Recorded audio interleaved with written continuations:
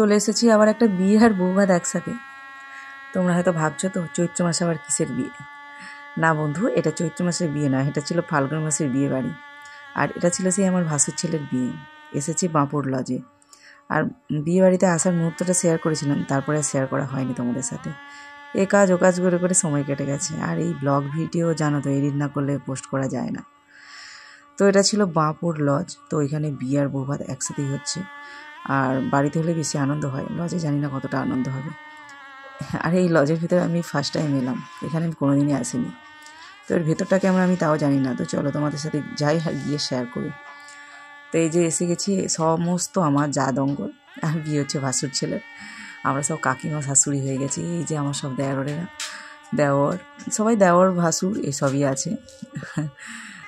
এই যে একটা দেওয়ার পেছনে দাঁড়িয়ে আছে। তো চলো ওখানে যা বউয়ের কাছে নতুন বউ আগে দেখতে হবে, আর গিফটটা দিয়ে দিই, তারপরে তো খাওয়া দাওয়া আছে তোমরা জানো।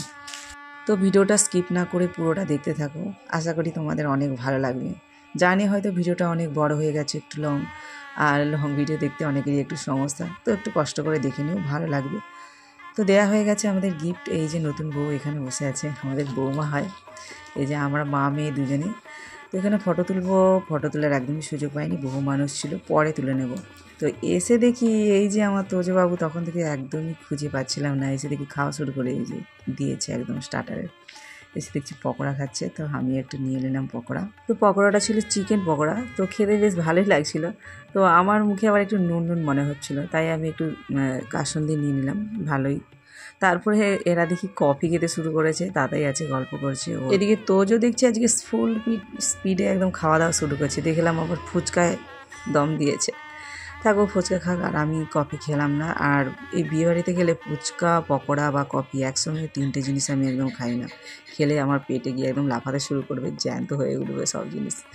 তারপরে সবাই ফুচকায় দাঁড়িয়ে গেছে খেতে, তো আমার হাতে ফোন ছিল, তো আমি খেতে পারিনি। তো তাদের খাওয়া হলো, তারপরে আমি ফুচকা খাবো। তো ওর খাওয়ার পর ওকে হাতে ফোনটা দিয়ে আমি খেতে দাঁড়িয়ে গেছি, এই যে পাতা নিয়ে ভিখারির মতো। জাস্ট একটু মজা করলাম, ফুচকা খাওয়া মানে বাটি নিয়ে হাতে নিয়ে দাও দাও ভিক্ষা যাওয়ার মতো আর কি, একটু মজা। তো সব জায়গা মিলে ফুচকাটা নিয়ে দাঁড়িয়ে গেলাম। তো ফুচকাটা আমার খুব একটা ভালো কিন্তু লাগেনি। তো ওদিকে ফুচকা খাওয়া কমপ্লিট হয়ে গেছে। তো এদিকে দেখি বিয়ের কাজ শুরু। বিয়েটা যেহেতু বাড়িতে হচ্ছে না, লজে, তো এইটুকু জায়গার মধ্যে চটজলদি কাজ সেরে বাড়ি ফিরতে হবে, তাই বিয়ে খুব তাড়াতাড়ি শুরু করে দিয়েছে। ওদিকে খাওয়া দাওয়া হচ্ছে, আর এদিকে বিয়ে বাড়ি। ভাড়াটা নিয়েছে একটাই, দোতলার উপরটাই ভাড়া নিয়েছে। তো একটা জায়গার মধ্যেই সব কিছু, খাওয়া দাওয়া, বিয়ে, এদিকে স্টার্টারে খাওয়া দাওয়া সব কিছুই। তো ওদিকে ফটো তোলা এইসব তো চলবেই, জানো এখন বিয়ে বাড়ি মানে এইসব শ্যুট, এই শ্যুট সে শ্যুট করতে করতেই একদম সময়টা পার হয়ে যায়। তো তার মধ্যেও কিন্তু পণ্ডিত মশাই খুব চটজলদি বিয়েটা দিয়ে দিয়েছে। অনেক সময় দেখি বিয়েটা অনেকটা সময় ধরে হয়, কিন্তু এই বিয়েটা আমি দেখলাম খুব তাড়াতাড়ির মধ্যে হয়েছে। এক্ষুনি যেন মালাবদল হয়ে গেল, তারপরে খই ছড়ানো, সিঁদুরদান, কয়েক সেকেন্ডে আমরা খাওয়া দাওয়া কমপ্লিট করতে পারিনি, হয়ে গেছে। আর আমার তো জানো বিয়ে বাড়ি যাওয়া মানে এই যে ভিডিও করা, এটার একটা চলতেই থাকে। এটা একটা মানে যেখানে বিয়ে বাড়ি যাই হাতটা যেন উসকুস করতে থাকে, চুপ করে থাকতে পারি না, ভিডিও তুলতেই হবে। তো এরা খেতে বসে গেছিলো, তো আমি ভিডিও তোলার জন্য একটু পরে এলাম, তাই জায়গা রেখেছিল ওর পাশেই। আমার মানে খাওয়া দেওয়াও হয়ে গেছে, এসে বসলাম। তো খিদে একদম একটু খেতে ইচ্ছে করছে না, যেহেতু স্টার্টারের পকোড়া খাওয়া হয়েছে, তারপরে ফুচকা খেয়েছি। তো মেন কোর্সের খাওয়া দাওয়াটা আমার ইচ্ছে নেই। তো এদিন এঁচড় চিংড়ি হয়েছে, ভালো লাগছিলো এঁচড়টা, চিংড়িটা।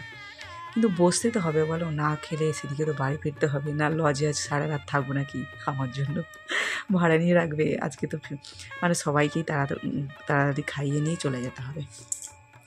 তো দেখো আমার পাতের দিকে কেউ তাকিয়ে বাজে মন্তব্য করো না, পাতটা একদম অপরিষ্কার, সত্যি আমি খেতে পারিনি। আর এইসব রিচ তেল জাতীয় জিনিস আমার খুব ভালো লাগে না, অপছন্দ। তবু একটু আধটু ঝেড়ে খেয়ে নিয়েছি। আর শেষে এই মিষ্টিটা কিন্তু আমি কখনোই ছাড়ি না, মিষ্টি খেতে যেহেতু ভালোবাসি, তাই প্রত্যেকটা বিয়ে বাড়িতে আমি মিষ্টি খাওয়ার চেষ্টাটা করি আর খেয়েও থাকি। শেষে দিয়েছে আইসক্রিম, তো আজকে একটু গরম ভাব আছে, আইসক্রিমটা খেতে হবে।